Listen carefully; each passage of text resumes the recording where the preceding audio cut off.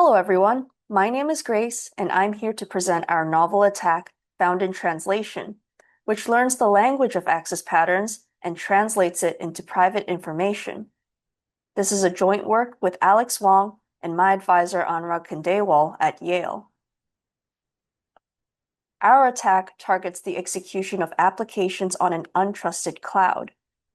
Clients send encrypted requests containing sensitive data, for example, a user's shopping history, and the application processes this data, returning an encrypted result.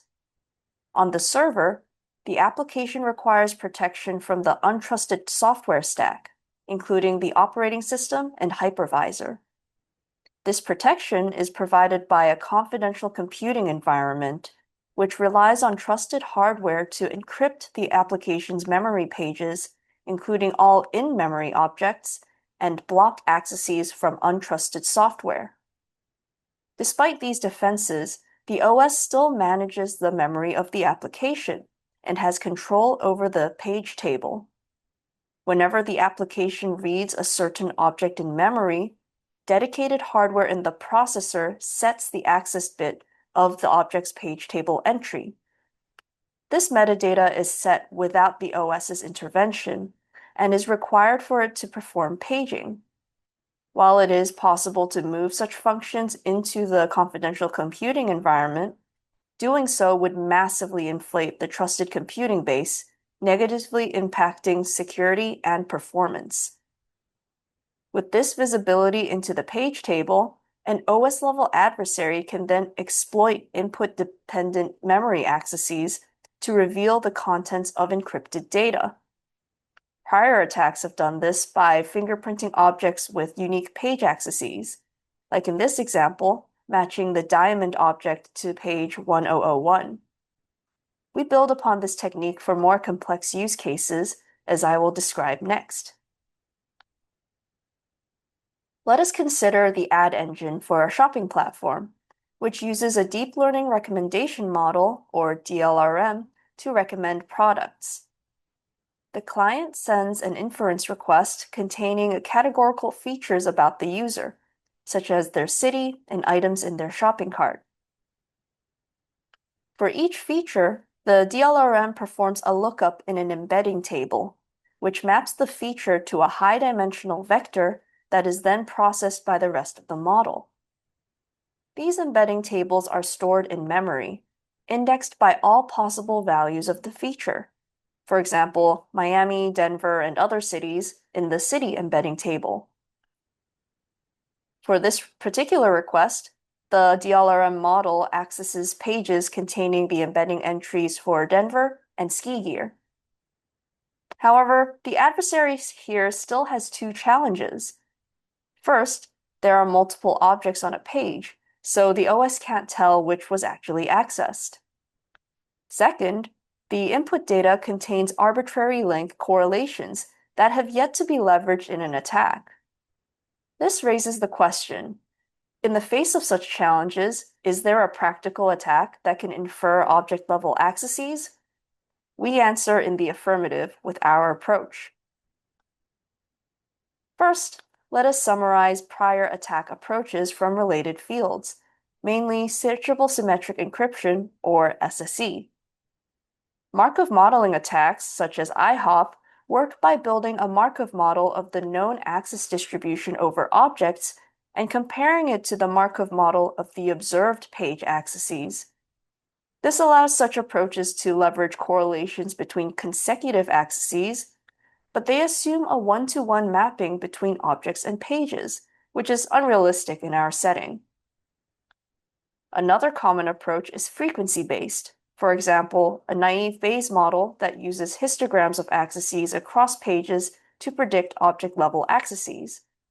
While this method captures multiple objects per page, it assumes that the accesses are independent, ignoring the presence of correlations in the data. Our insight is to identify objects by leveraging the correlations between them. As the OS, the adversary knows how objects are laid out in memory and how accesses to them are correlated. In this example, the embedding table for cities takes up only one page, containing the entries for both Denver and Miami. Meanwhile, the embedding table for in-cart products span a range of pages, with entries for ski gear and swimsuit on separate pages. Let us now leverage the common knowledge that a user in Denver is more likely to buy ski gear, while someone in Miami is more likely to buy a swimsuit. Then, based on the page accessed for the in-cart product, we can infer the user's city. This correlation can even extend across an arbitrary number of features, since, for example, someone who skis is more likely to be in a certain age group. This longer combination of features helps to increase the attack's specificity. Before we continue, let us establish our threat model of an honest but curious cloud adversary. A common example would be a cloud provider who aims to extract sensitive user data without compromising service to the client. While this adversary is prevented from accessing or modifying application data, it can observe side-channel leakage such as page accesses. It can also make systems-level decisions such as process scheduling and memory allocation to reduce noise in these channels.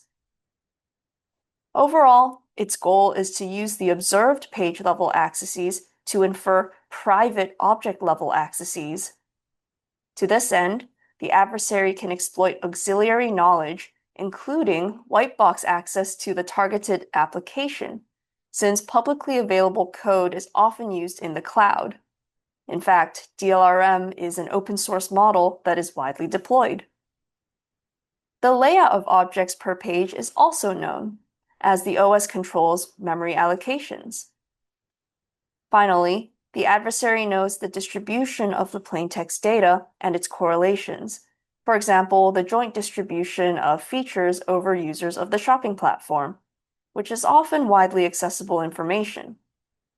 As we'll show next, our approach applies this auxiliary knowledge to achieve the adversarial goal. The crux of our approach is the application of language modeling to access patterns. A language model captures the probability distribution of words in a sentence. For example, given the words I wrote a, the next word is more likely to be book than sandwich. Similarly, for accesses to sensitive data objects, some combinations are more likely than others. Both of these distributions capture underlying syntax and semantic relationships between elements in a sentence. With these strong parallels, we can treat access patterns as a language of their own and translate from page-level to object-level accesses. Specifically, we model the distribution of the object access sequence Y conditioned on the page access sequence X, such that the probability distribution of the current object access depends on what accesses have been seen so far.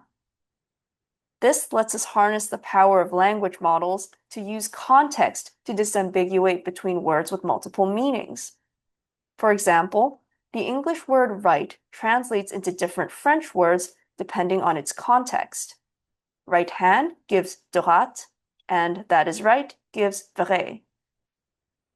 Similarly, when the entries of Denver and Miami are on the same page, we can use the context of what other pages have been accessed in the sequence to disambiguate between them. Now we get into the design of the found in translation attack, or FIT for short. It has three phases. First is the initialization of the monitored pages for the targeted application. When the application requests memory from the OS, the adversary uses its knowledge of the code to allocate specific page regions to its objects of interest. This brings us to the second phase, the online collection of page access sequences while the application is running. Since client requests arrive over the network, the OS can use network system calls to identify whenever a request is received. It clears the page table access bits for the monitored pages and then periodically interrupts the application to scan and clear the access bits until the request is served. The pages that had their access bits set form the page access sequence X for that request, and this process repeats for all requests received in this phase. The third phase is offline analysis. We generate training data for our language model by executing the white-boxed application on simulated requests following the known data distribution. This gives us ground truth pairs of page and object access sequences, which are used to train the language model for translation. Finally, we use this trained model to run inference on the page sequences collected in the online phase, obtaining predictions of their underlying object access sequences. Now that we've seen the overall approach of FIT, let us focus on the details of the language model. We leverage a deep generative language model with a recurrent encoder-decoder architecture. Given a page access sequence X, the encoder network sequentially processes each element and updates its internal state, which is output as Z, a vector representation of the input sequence. This context vector is then input into the decoder network, which generates object-level accesses one by one, with each new output impacting the next prediction. This gives us the model's prediction of the underlying object access sequence Y. We use the BERT transformer model as the encoder and decoder due to its small size and effectiveness in capturing context. With its transformer architecture, BERT can process sequences in parallel and learn global dependencies between X and Y during training. We also leverage pre-trained weights for language prediction, allowing BERT training to converge faster than with randomly initialized weights. We evaluate FIT on 3 real-world applications with privacy-sensitive use cases. First is our running example of DLRM, which takes user features as input and predicts their click-through rate for an ad. By performing an embedding table lookup for each categorical feature in the request, DLRM leaks the value of each feature. For our source of client requests, we use real-life data from Criteo display ads with a split of 1 million sample sequences used for training and 100,000 used for evaluation. Second, we have a medical LLM application that takes prompts containing patient symptoms and responds with a diagnosis. Like DLRM, it does an embedding table lookup, but for each token in the prompt. We generate user prompts from the medical diagnosis benchmark DDX+. Third is a state-of-the-art semantic search algorithm called Hierarchical Navigable Small Worlds, or HNSW. It is used in vector databases, which often contain sensitive information such as biometrics and face images. For each search query, HNSW traverses a multi-layer graph index, which reveals the nearest neighbors of the queried vector. Our dataset for this use case is the SIFT image search benchmark. We note that our attack requires only a small amount of page access data, which takes a few minutes to hours to collect, depending on the application. We'll see that the FIT model performs well even on these small datasets, since its pre-trained weights provide a strong prior for language learning. We run these 3 applications in 2 types of CCEs, Nitro enclaves on AWS and Intel SGX enclaves on Azure. We mount the online phase of the attack on these executions to obtain their page access sequences. We then compare FIT's offline analysis component to 2 baselines: naive Bayes, representing frequency analysis attacks, and IHOP, representing Markov-based approaches. We run FIT's training and inference algorithms on NVIDIA GPUs and the compared baselines on AMD CPUs. This brings us to our attack efficacy results. Our performance metric is the normalized Hamming distance between the object sequence predicted by the attack and the ground truth target sequence. This captures how many accesses are predicted incorrectly per sequence. We see that FIT's performance differs slightly between the Nitro and SGX enclaves. This is due to differences across platforms that affect the accuracy of the online page collection. The other two attacks are run on nitro page accesses, and we see across the board that naive Bayes is less successful due to its lack of correlation awareness, while IHOP suffers significantly from the presence of multiple objects per page. Overall sequences, FIT predicts 70 to 99% of object accesses correctly, which we attribute to its ability to learn both the many-to-one relationship between objects and pages and the arbitrary length correlations between accesses. We then consider the practical aspects of the FIT attack, starting with its sensitivity to error.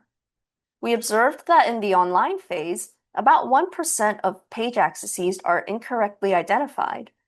These errors break down into two types. False positives are caused by hardware-level prefetching and software-level accesses to metadata in the monitored page region. False negatives come from background processes clearing the access bit of a page that is expected to have been accessed. We plot FIT's accuracy on page access sequences with injected errors from rates of 1% to 10%. And we see that its performance does not degrade significantly with increasing error rates. This is because FIT leverages the context of the full access sequence for predictions, making it robust against minor page tracking errors so long as they don't majorly alter the entire sequence. Another practical consideration is the latency added by FIT's online phase, since significant slowdowns to service can hint to an attack taking place. To study this, we compare the duration needed to serve each request with and without the page tracking. We find that page tracking injects milliseconds of latency per request, since it monitors a relatively low number of page table entries. The resulting overhead is low and can often be masked by network jitter or the use of tiered memory on the server, which enables the OS to include more frequent page table scans in the name of more efficient paging. We also add that the offline analysis time for training the language model depends on the targeted application, but this is less of a concern as the time required is still polynomial in the dataset size. In conclusion, I have presented Found in Translation, a memory access pattern attack that is the first to leverage language modeling to capture both many-to-one object page mappings as well as arbitrary length correlations. We have shown that it is practical and achieves high accuracy against compared baselines on realistic use cases. Promising directions for future work are to adapt FIT to other cloud settings, such as SSE, and study its sensitivity to other system factors, such as varying page sizes and levels of memory tiering. Another important direction is to develop correlation hiding mechanisms in order to prevent such attacks. For more information on the design and implementation of our attack, please see our paper and its accompanying code. Thank you very much for listening.